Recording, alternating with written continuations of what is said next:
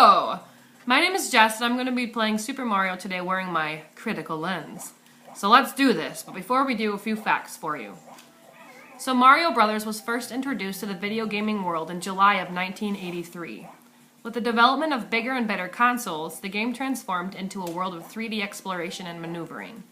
Although this may seem so minute to most with today's advanced world of gaming technologies, there was a time when this was revolutionary.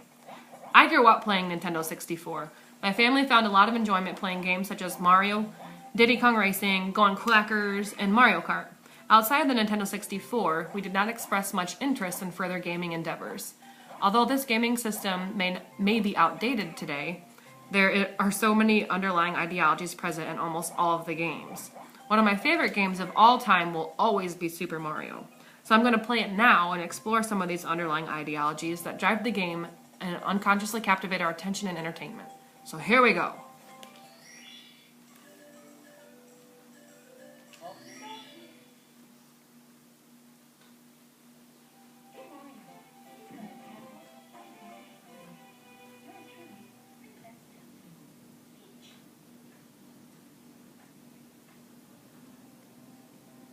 Oh, Peach.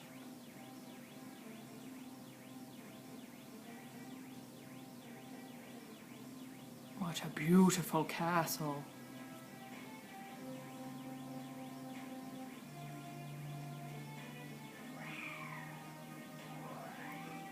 Well manicured lawn, I see.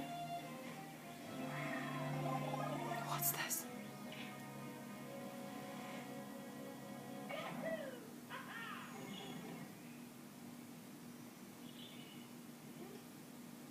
Ciao! You've reached Princess Toadstool's castle via a warp pipe. Ooh. Using the controller is a piece of cake. Press A to jump and B to attack.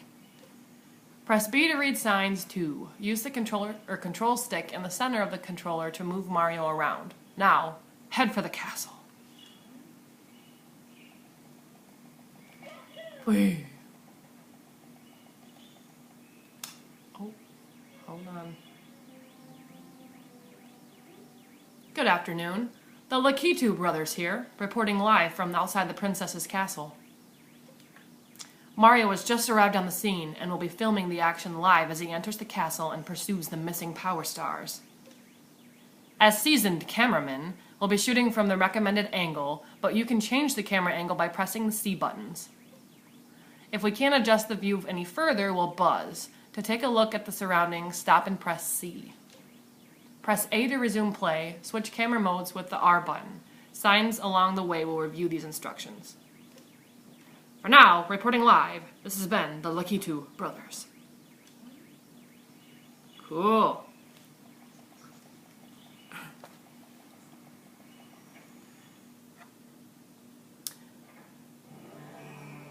Welcome. No one's home. Now scram! And don't come back! Wahaha! Very inviting. Alright. Let's see. I think I better get some lives for this. I already know it. Alright. So, we have to save the princess. Of course we do. I'm detecting an ideology here, people. I find this very interesting. Being a woman who has spent her entire life trying to prove that women are just as capable as men, this whole damsel in distress thing just doesn't work for me. It's extremely stereotypical of society to assume that it is often the woman that needs saving. There are so many real-life instances that I personally have come across in which the man is actually the one in need of saving.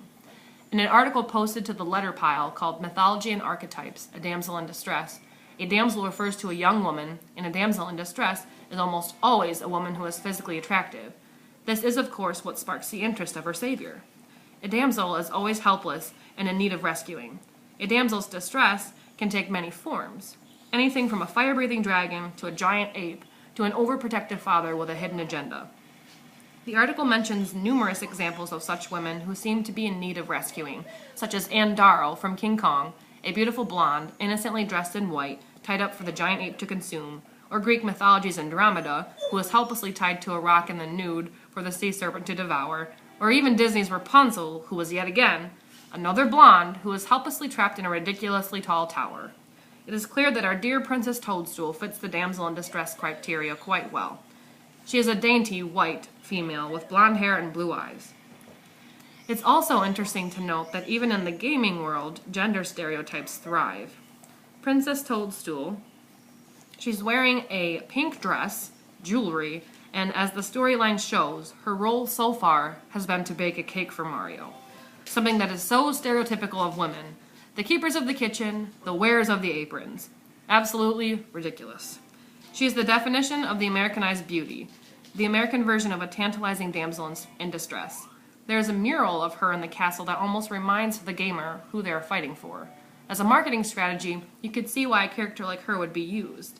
She's exactly what drives the game forward. She is the end prize, because really, it is unconsciously implied that the princess and Mario have interests in one another with that scandalous letter presented in the beginning of the game. So saving this helpless woman is motive enough to obtain all the Power Stars, to defeat the all-powerful and quite frankly very creepy Bowser, in order to release the princess from the castle walls, wherever she may be.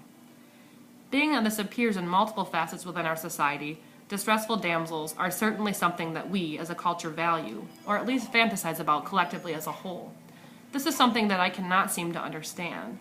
It is an entertaining idea to fantasize about nonetheless, but as an independent woman who actively believes that women can literally do absolutely anything, it's so hard for me not to get mildly irritated by this need. Women do not need saving.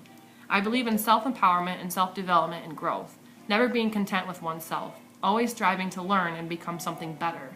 This is something that a woman can only accomplish and find for herself. A man is not needed for these things to happen. It's not to say that men are not valuable, this I do believe. Clearly Mario does have some talent. But being a single woman, there are many days that I crave the connection with another individual, but I am also content with myself.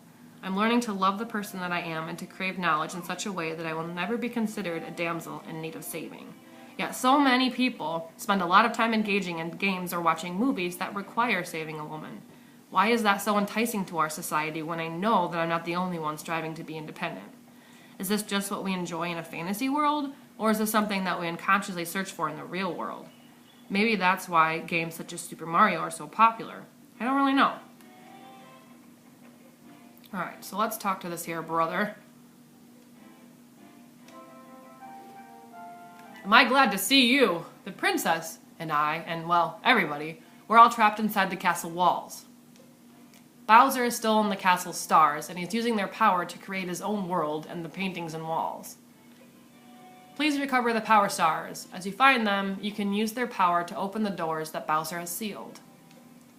There are 4 rooms on the first floor. Start in the one with a painting of Bob-omb inside. It's the only room that Bowser hasn't sealed. When you collect 8 Power Stars, you'll be able to open the door with the big star. The princess must be inside. Cool. So we gotta find this here room here. I think it's this. Yep, here we go. Into the painting. Big Bob-omb on the summit. Game on. Cool. Wow, you're smack in the middle of the battlefield. You'll find the Power Stars that Bowser stole inside the painting worlds. First, talk to the Bob-omb buddy. Press B to talk. He'll certainly help you out, and so will his comrades in other areas. To read signs, stop, face them, and press B. Press A or B to scroll ahead. You can talk to some other characters by facing them and pressing B. Alright. I don't feel like talking to you people, sorry. Let's see here. Oh goodness. Here we go. Ah, coin. Perfect. So, one of the things that I noticed about Super Mario is that there are coins in every painting/world you go into. There are different colors of coins, which you don't see yet, but there's gold coins with a monetary value of 1, red coins worth 2, and blue coins worth 5. As you acquire more and more coins, the value resets after you reach 100 coins. I would demonstrate this, but I've played this game a few times, and you can't get to all of the coins without a cannon or a hat with wings, and it takes Power Stars to acquire them. So I'm just going to talk about it instead. So it appears that money/coins are placed strategically throughout each of the worlds, tantalizing Mario everywhere he goes. Sometimes they lead him to places that help him to acquire more stars, sometimes they guide him and direct him to places he might not have otherwise found. In other words, these coins serve a very symbolic underlying purpose in this game, whether or not the gamer realizes it or not. It portrays the American preoccupation with wealth. As Americans, we spend so much of our time thinking about wealth, setting goals that revolve around wealth, striving down this endless tunnel of never having enough money to be happy. According to Bruce E. Levine, a practicing clinical psychologist, a money-centric society is one in which money is at the center of virtually all thoughts, decisions, and activities. That is exactly the type of society that we live in today, and clearly that extends to the fictitious world of Mario as well. And when asked what is the key to happiness, sociologist Robert Putnam reported in Bowling Alone that when American adults were asked in 1975 to identify the elements of the good life, 38% chose a lot of money compared to 63% who chose a lot of money in 1996. Since then, the focus on money has only increased. Both greed and fear make one more Both greed and fear make one more money-centric, and in recent years it has become more socially acceptable to be greedy and increasingly commonplace to be financially insecure. Mario is clearly never satisfied with the amount of coins that he acquires, displaying his financial insecurity. He has set his goal of 100 coins, but as soon as he hits that mark, he gains another life, and the count resets to 0. He is never satisfied. This parallels so nicely with the unquenchable American desire for wealth and status. The fact that he acquires a life after achieving 100 coins also implies some form of invincibility with the amount of money one has obtained. This suggests that the more money one has, the longer one should live. This is also an attitude that many Americans seem to have adopted. Thinking about that, it makes sense. The more money you have, the better care you might be able to afford, and the better care you can afford, the longer you will live. It's a really sad but truthful realization. The sad part is that money absolutely does not buy happiness. Happiness cannot be purchased. Happiness is an arbitrary description of a feeling, an emotion, something that has to be created by the individual. So many people spend their lives striving for an impossible purchase. Mario is doing that exact thing. He is never happy, never satisfied, desiring to be invincible with as many lives as possible, and in order for these things to happen, he must acquire coins. He must have wealth. It's also interesting to note that some of these coins throughout the world are placed in dangerous locations, such as on the top of a ledge or in the sky, in which Mario has to use a hat with wings in order to acquire them. This is a very risky thing to do. Gambling with your life, you could even say. That only goes to show how important money is to our society. In the real world, so many people risk so much for a shot at more money. Think about the lottery or casinos, where people literally risk everything they have with the hopes of winning more money. Mario isn't afraid to take similar risks in the game, except he is gambling with his life instead. Sometimes when Mario does take these risks, he injures himself and loses power. Coincidentally, money gives him more power. This is definitely an association we make in our society as well. Money is a symbol of power. The more you have, the more power you have as well.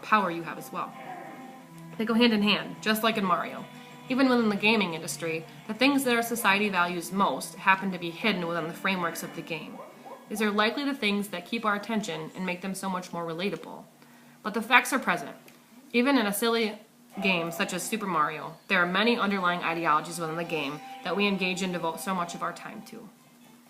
This American fantasy of the popular damsel in distress and the American preoccupation with wealth and status are two ideologies in particular that I would predict will never dissipate from future media. These are two very entertaining ideas that can easily take role in any particular game. Think about Monopoly or Roller Coaster Tycoon. You have to have money in both of these games in order to be successful. And just like Princess Toadstool, so many other female characters will be considered the end prize for many other games. This is just something that our society craves. Anyways, these are just a few of the ideologies that I found in my favorite game. I challenge everyone to use a critical lens when engaging in other gaming systems as well, to see what other ideologies are out there in places that so many don't think to look.